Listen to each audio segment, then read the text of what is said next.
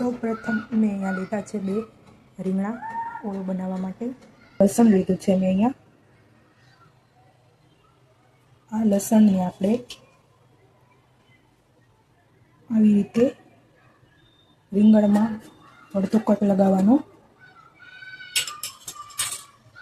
અને લસણને તેની અંદર આ રીતે નાખી દેવાનું. આ રીંગણને આવી રીતે ચૂલા ઉપર શેકાવા માટે મૂકી દઉં છું. રીંગણ અહીંયા શેકાઈ રહ્યું છે.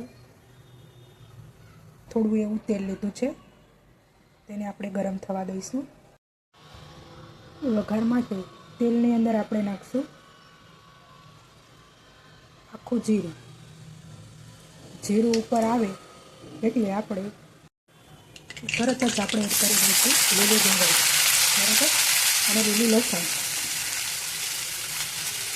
અને આપણે સારી રીતે મિક્સ કરીશું.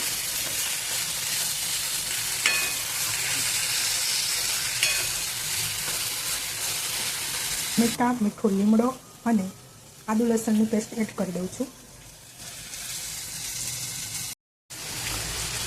બધી વસ્તુને સારી રીતે મિક્સ કરી દઈશું. આ બધી વસ્તુ સારી રીતે ચડી જાય એ માટે આપણે આની અંદર મીઠું એડ કરીશું. 1 ચમચી જેવું મેં ઉમેર્યું છે. પછી મિક્સ કરી દઈશું.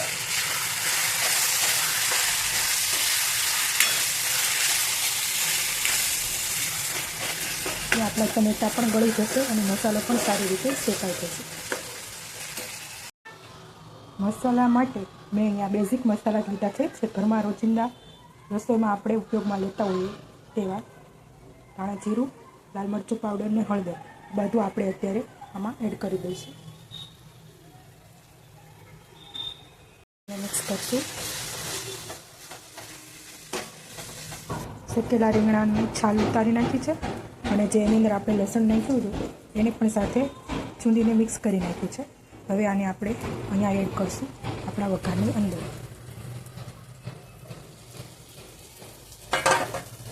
એને સરસ રીતે મિક્સ કરી દઈશું.